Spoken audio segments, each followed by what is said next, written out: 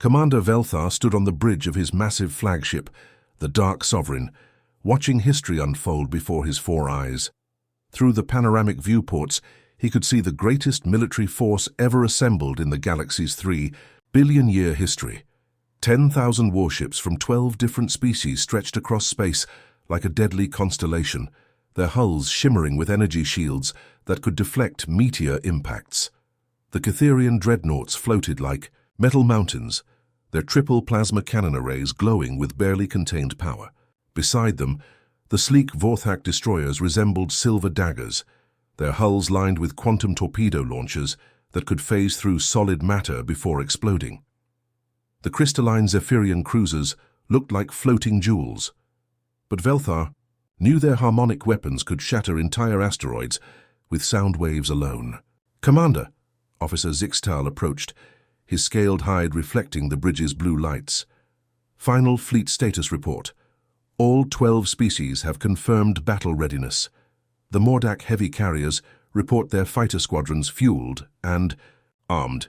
The Nexarian battle cruisers have charged their antimatter cores to full capacity." Velthar's mandibles clicked together in what passed for a smile among his kind. His species had ruled this sector of space for over 2,000 years, maintaining order through superior technology and disciplined military might. The other Alliance members respected Catherian leadership because they delivered results. "What's our latest intelligence on the human forces?" Velthar asked, his primary arms folded behind his back while his secondary arms operated the command. "Consul, our deep space reconnaissance confirms what we suspected, sir. The humans possess crude kinetic projectile weapons, essentially metal slugs fired at high velocity. Their defensive systems appear to be basic energy barriers, nothing that could withstand our advanced plasma weaponry. Most of their ships seem to be converted cargo vessels with welded-on armor plating." Velthar walked to the tactical hologram, floating in the center of his bridge. The 3-dimensional display showed the human territories, a small cluster of star systems they'd claimed over the past 50 years. These newcomers had appeared seemingly from nowhere, spreading across contested space with alarming speed. They'd ignored established territorial boundaries, settled on worlds already claimed by civilized species, and refused all diplomatic overtures. "Look at this expansion pattern," Velthar gestured to the hologram with one clawed finger. "Chaotic. Aggressive, with no respect for established order. They've claimed 17 systems in 5 decades, systems that rightfully belong to species who've maintained galactic civilization for millennia." The bridge crew gathered around the display. Navigation Officer Kextar, a tall insectoid with compound eyes, studied the human territory with professional interest. "Sir, their expansion does seem random. No strategic pattern, no buffer zones, no defensive perimeters. It's like they're just grabbing whatever they can reach." "Exactly." Velthar's voice carried the authority of centuries of military experience. "Barbarians. No understanding of proper territorial management. No respect for galactic law, no concept of civilized behavior. Today we remind them that this galaxy belongs to species who earned their place through wisdom and strength." Communications. Specialist Nixval activated the fleet-wide channel. "All vessels report combat systems online, Commander. Plasma cannons. At full charge, shield generators operating at maximum efficiency. The Hegemony Council has authorized the use of any force necessary to achieve compliance." Velthar nodded. The Galactic Hegemony had debated this action for months.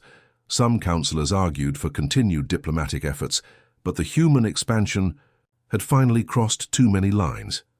When they'd established colonies in the Kepler sector, space that had been designated for the peaceful Valdorian refugees, the Council had enough.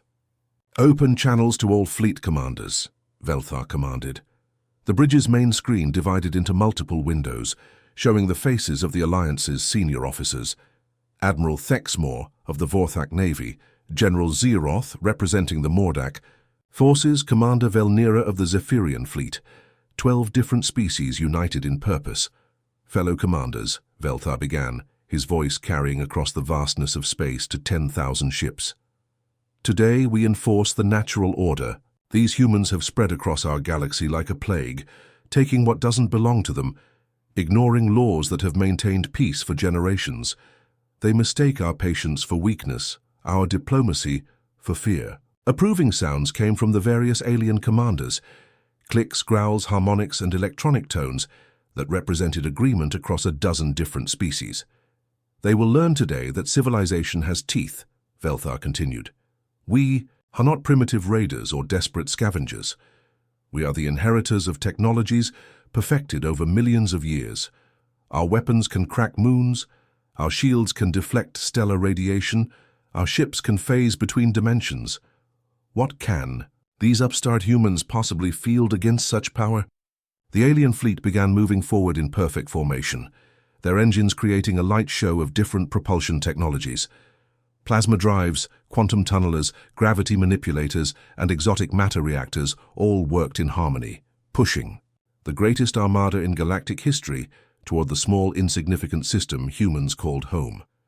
Velthar watched the tactical display update their progress. Soon, they would reach the outer boundaries of human space. Soon, these barbarians would understand their place in the cosmic order. The alien armada moved through space like a glittering storm of death, their formation perfect after centuries of military precision. Commander Velthar watched his tactical display with satisfaction as they approached the human home system. According to their star charts, the third planet from this yellow star housed the primary human population. Intelligence reports suggested billions of these primitive creatures lived on the blue-green world they called Earth. Entering outer detection range of their homeworld, Commander, reported sensor technician Rixhan, his tentacles dancing across the control interface. I'm picking up basic communication satellites and some crude orbital stations. Nothing that appears militarized. Velthar's 4 eyes studied the tactical readout. The human system looked exactly as their intelligence predicted.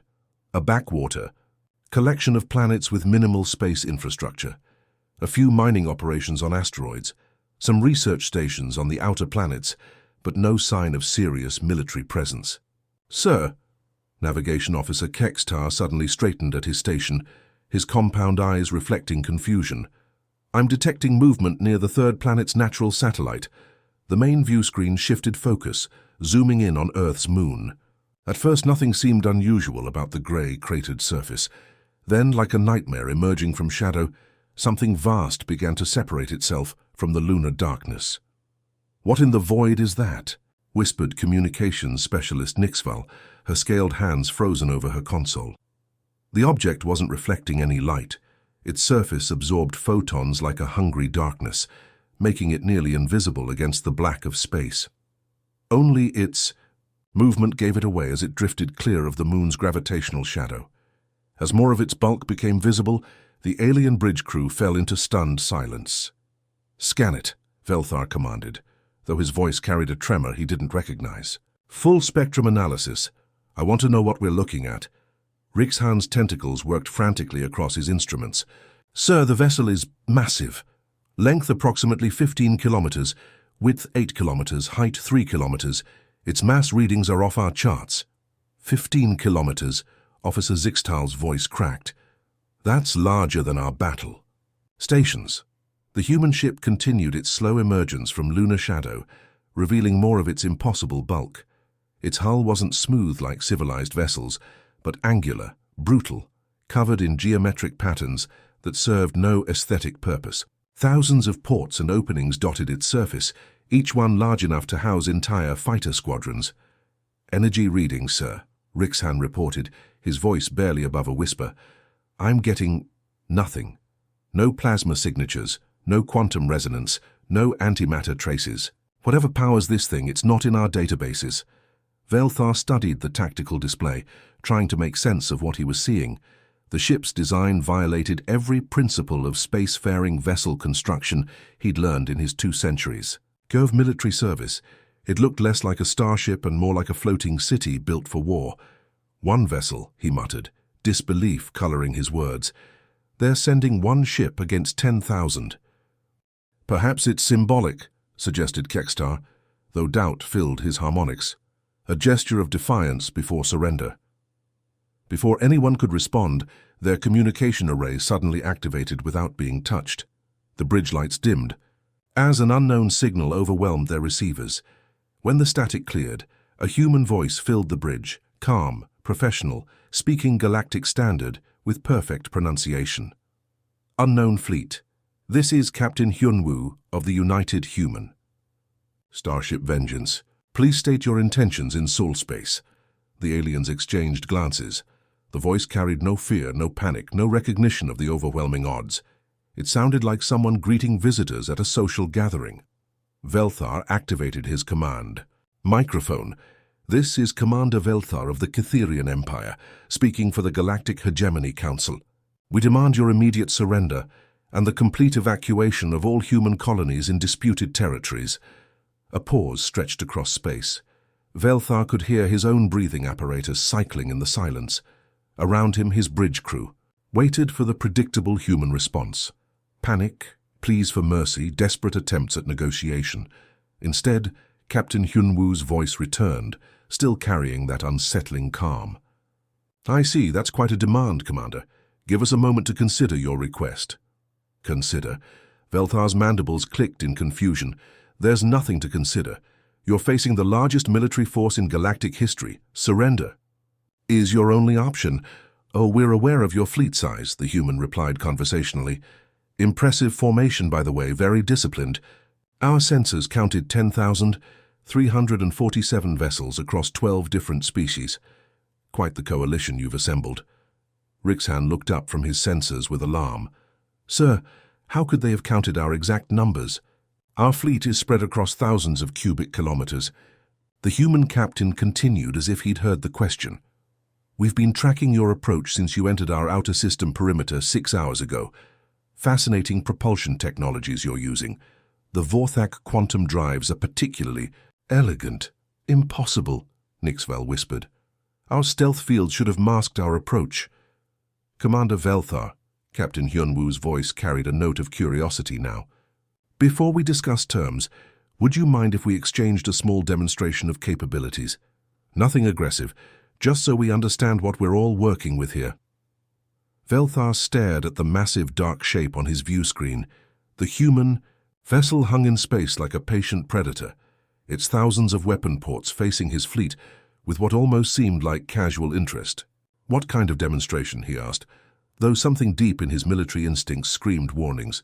Oh, something simple. There's a nice asteroid at coordinates 127.4 by 88.9, uninhabited naturally.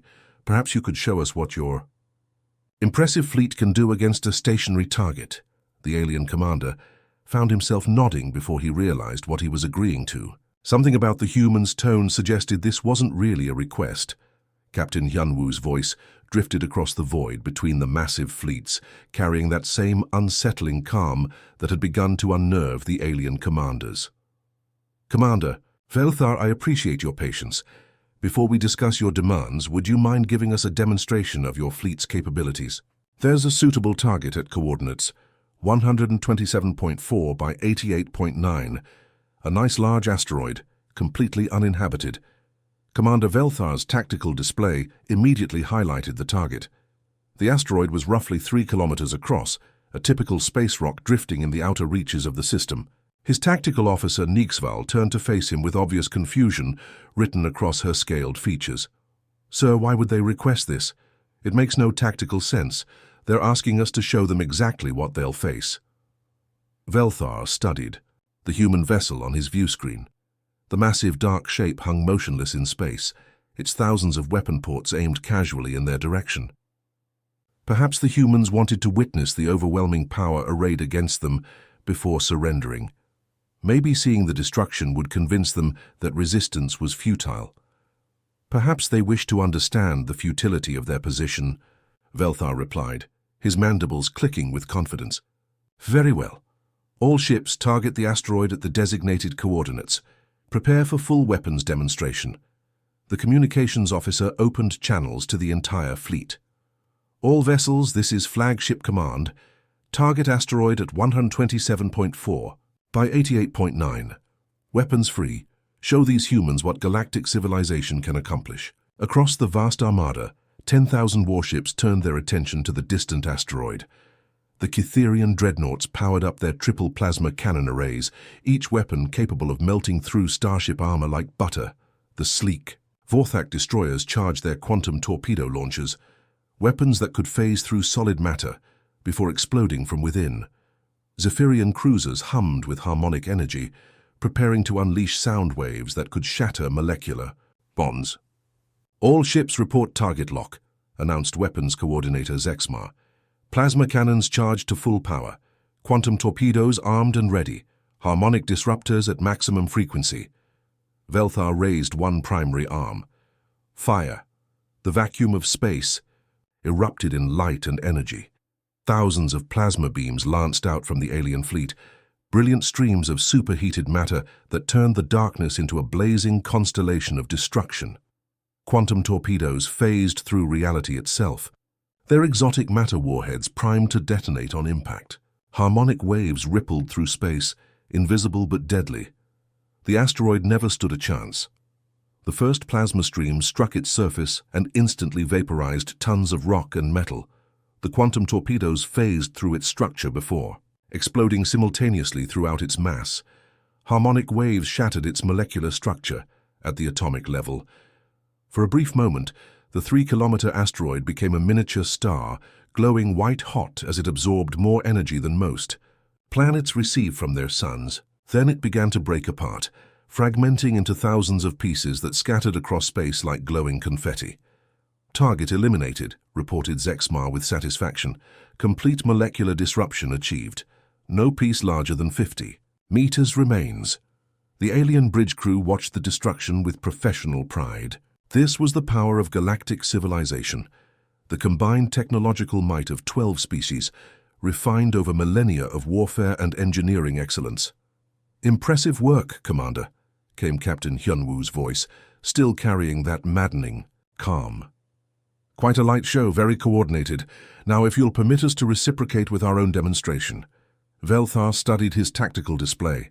The human ship hadn't moved, hadn't powered up any visible weapons, hadn't even adjusted its position for a better firing angle. "Proceed," he said, curiosity overriding caution.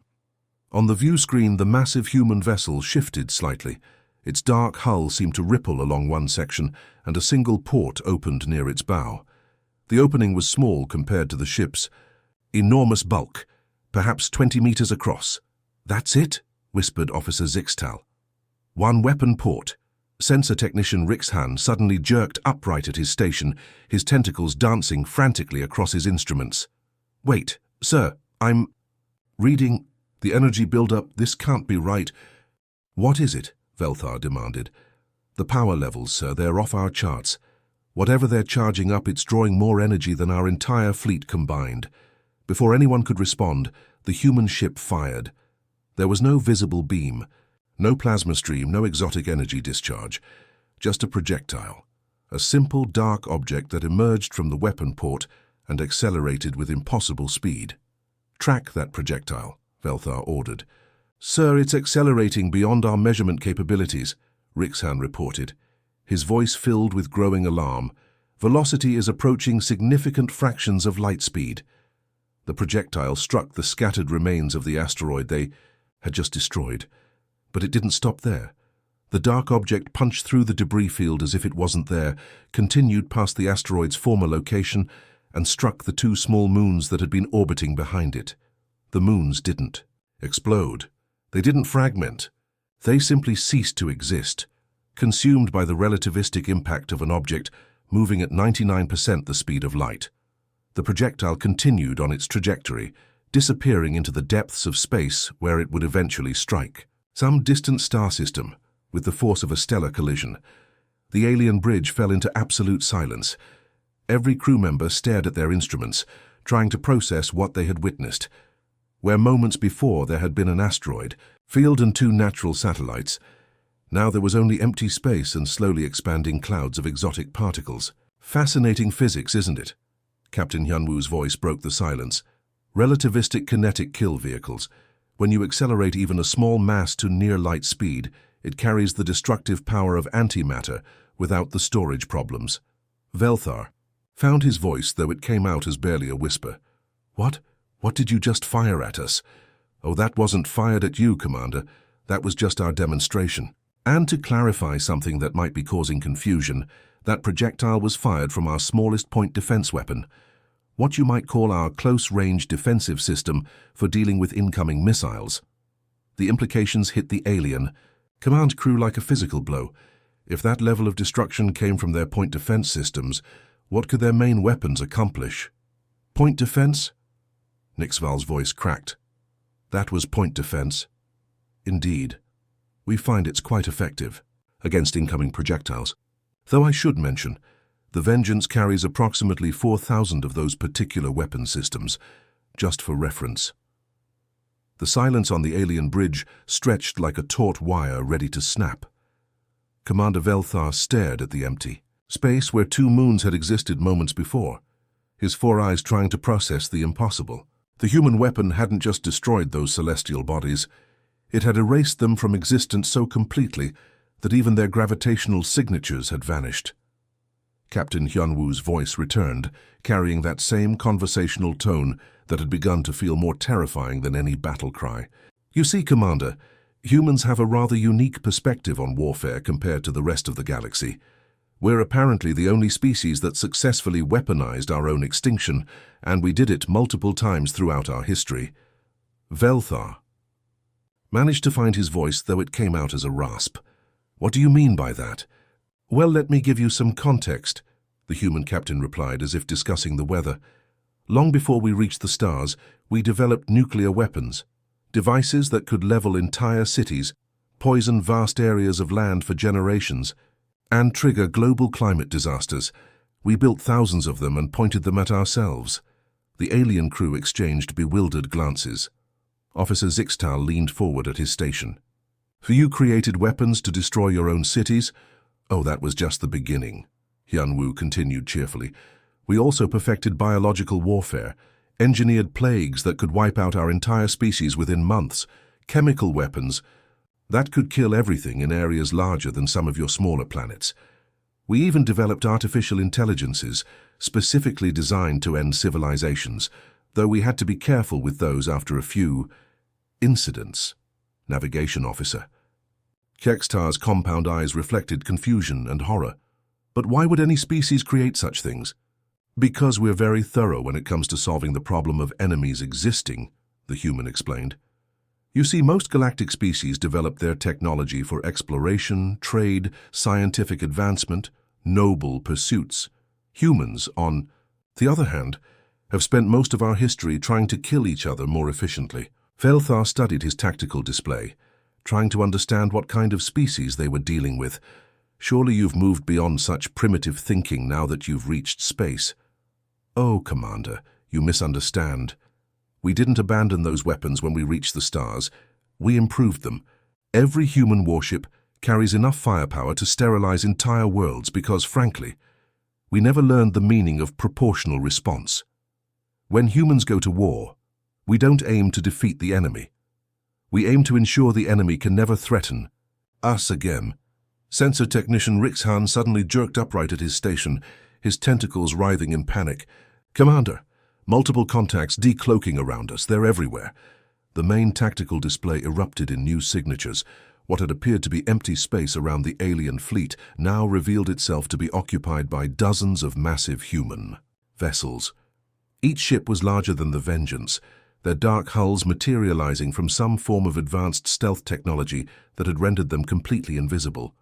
Impossible, whispered Nixval. Our sensors showed nothing. How long have they been there? The Vengeance is what we call a patrol vessel, Captain Hyunwoo explained conversationally. Think of it as our equivalent of a police cruiser. Our actual war fleet has been watching you since you entered our outer system perimeter. You've been flying through a carefully prepared kill zone for the past 6 hours. Velthar counted the new contacts on his display. 47 human warships now surrounded his fleet, each one bristling with weapon ports that dwarfed anything in the alien arsenal. His 10,000 ships suddenly felt very small and very vulnerable. How did you hide such massive vessels, he demanded. Adaptive camouflage systems, gravitic dampeners, quantum signature masking, Hyunwoo rattled off the technologies casually. We learned to hide our weapons during our wars against ourselves. When your entire species is trying to kill you, you get very good at not being found. Officer Zixtal's voice cracked with terror. "Sir, I'm detecting massive energy buildups across their entire fleet. Weapons signatures unlike anything in our databases." "That's because your databases were compiled by civilized species," the human captain explained. "Species that developed technology for noble purposes. Humans developed technology for ending threats permanently." The alien crew watched in fascination and horror as the human vessels began to change. Hull plates shifted and reconfigured, revealing weapon systems that defied conventional understanding. Some ships sprouted arrays of the same point defense. Weapons they'd witnessed destroy the moons. Others revealed massive cannon assemblies that looked capable of cracking planets. "Let me explain something about human military philosophy," Hyun-woo continued. "Other species see warfare as an extension of politics, a way to negotiate from a position of strength. Humans see warfare as a solution to the problem of enemies existing. When we fight, we don't aim for victory. We aim for the complete elimination of any future threat." A new voice joined the conversation, older, carrying more authority. "Commander Velthar, this is Admiral Min Jun aboard the UHSV Apocalypse. Captain Hyun-woo has been very polite in his explanations, but I think it's time for some clarity." Another massive shape decloaked near the human formation, a vessel so large it dwarfed even their biggest ships. Its hull was covered in weapon ports that numbered in the tens of thousands. "That ship," Rixhan whispered. "It's the size of a small moon." "The Apocalypse is our mobile command platform," Admiral Min Jun explained. "It carries enough firepower to crack continental plates and enough troops to occupy entire worlds. But more importantly, it represents human military doctrine. We don't build weapons to win battles. We build weapons to end wars so completely that no one ever wants to fight us again." Velthar realized his entire fleet was now completely surrounded by human vessels that individually outgunned his heaviest dreadnoughts. 10,000 ships that had seemed invincible an hour ago now felt like toys in the hands of children. "You could have destroyed us the moment we entered your system," he said, the truth finally dawning on him. "Of course," Captain Hyun-woo replied, "but that wouldn't have served our purposes. You see, Commander, you're going to leave here today and tell everyone exactly what you witnessed. The galaxy needs to understand what humans are capable of when threatened." The weight of Captain Hyun-woo's words seemed to physically press down on the alien bridge crew. Commander Velthar felt his breathing apparatus struggle as the reality of their situation became crystal clear. His 10,000 ships, the pride of 12 civilizations, now floated helplessly in a carefully constructed trap that had been waiting for them since they'd entered the system. "Now, Commander," the human captain's voice carried a finality that made even the bridge's air recyclers seem to whisper. "You have a choice to make." Velthar stared at his tactical display, watching the human vessels maintain their perfect positions around his fleet. Each alien ship was tracked by multiple weapon systems, their targeting solutions already calculated and locked. The display showed energy readings that defied everything he understood about space warfare. "What are our options?" he asked, though he suspected he already knew the answer. "Option 1 is quite simple," Hyun-woo explained with that same conversational tone that had become more terrifying than any threat. "You withdraw immediately from our space, establish formal diplomatic channels through proper galactic protocols, and we all pretend this invasion never happened. Your fleets return home, your crews get to see their families again, and your civilizations continue existing." Around the bridge, alien crew members exchanged glances of desperate hope. That option sounded reasonable, almost generous given their circumstances. "Option 2, the human continued, and the temperature on the bridge seemed to drop several degrees, "is what humans call total war. Not just the destruction of your fleets, but the complete annihilation of your worlds, your civilizations, your historical records, and anything else that might remember you ever existed." Officer Zixtal's scaled hands trembled over his console. "Total war? What does that mean exactly?" Admiral Min Jun's older, more authoritative voice answered from the massive command ship. "It means we don't just defeat enemies, young officer. We solve the problem of their existence. Every planet in your home systems, every colony, every space station, every monument, every library, every genetic sample. We erase civilization so completely that future archaeologists won't even find dust to study. Commander Velthar's breathing apparatus wheezed as he processed this information. You're talking about genocide on a galactic scale. We're talking about permanent solutions, Captain Hyunwoo corrected. You see, Commander, humans learned warfare by spending thousands of years trying to completely destroy ourselves. We got very good at it. Civil wars, world wars, nuclear conflicts, biological plagues, artificial intelligence uprisings. Each time we nearly succeeded in ending our own species. The human captain paused, letting that sink in before continuing. The only reason humans survived to reach the stars is because we finally learned to point our destructive capabilities outward instead of inward. We turned extinction into an art form, then decided to aim it at external threats. Sensor technician Rixhan looked up from his instruments with growing horror. Sir, I'm detecting something new.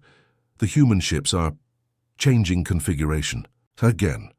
On the view screen, the human vessels began another transformation. Weapon ports that had been hidden beneath hull plating suddenly revealed themselves. Massive structures unfolded from what had appeared to be standard ship components. The vessels grew larger, more menacing, as if shedding a disguise to reveal their true nature.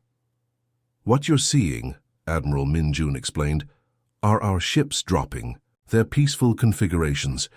When humans travel through space, we disguise our warships to look less threatening. We've learned that most species prefer not to see our actual military capabilities. Those energy readings, Nixvel whispered, staring at her instruments, they're increasing exponentially. Each of those vessels, Hyunwoo continued casually, carries enough firepower to sterilize the surfaces of multiple worlds. Not because we're cruel, but because humans believe in absolute solutions. When we identify a threat, we don't just neutralize it. We ensure it can never threaten anyone again. Velthar looked around his bridge at the terrified faces of his crew. These beings represented 12 different species, each one with families, cultures, histories spanning millions of years. They had come here expecting to discipline primitive barbarians, but instead had stumbled into the domain of apex predators who had somehow survived their own lethality long enough to master interstellar travel. Other species, the human admiral, continued, see warfare as an extension of politics, a way to negotiate from positions of strength.